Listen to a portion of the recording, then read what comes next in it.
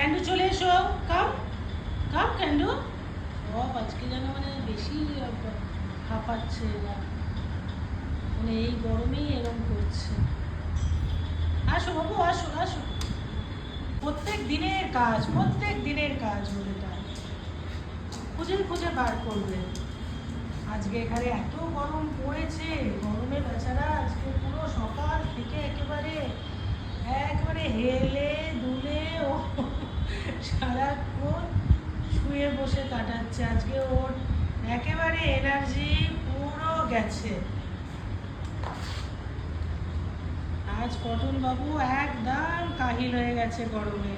সকাল থেকে চড়া রোদ আমাদের এখানে গুয়াহাটিতে। গরমটা এখন দুদিন ধরে সকালের দিকে প্রচণ্ড থাকছে। আর আমার যেহেতু একদম ওপরে টপ ফ্লোর, তার জন্য রোদটা পড়ে সারাদিনে। কত এসিতে রাখা যায়, কত। ক্যান্ডুমা, ও ক্যান্ডুমা, ও ক্যান্ডুমা, এদিকে এসো বাবু। গরম লাগছে শোনা? তোমার গরম লাগে? গরম বৃষ্টি হবে, বিকেলবেলা আবার বৃষ্টি হবে, ঠিক আছে?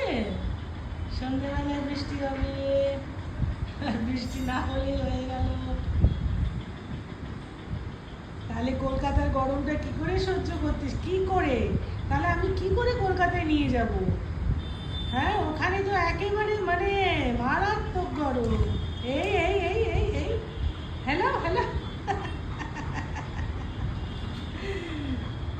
কাহিল আমার কটন বাবু, কাহিল হয়ে গেছে।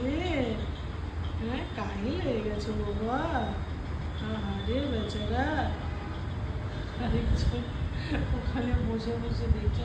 কেন ভাই এসো, শুয়ে পড়ো, শুয়ে পড়ো এখন। আসো, তোমাদের এখন লাঞ্চ হয়ে গেছে, এখন একটু শুয়ে পড়ো।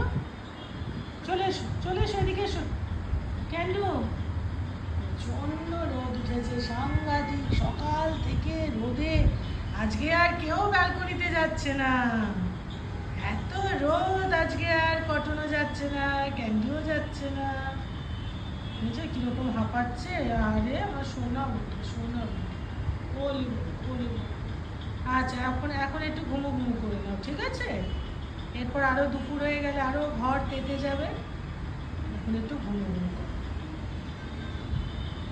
কি বুঝছে ওই জানে, কি বুঝছে আমার কটন বাবা, কি বুঝছে।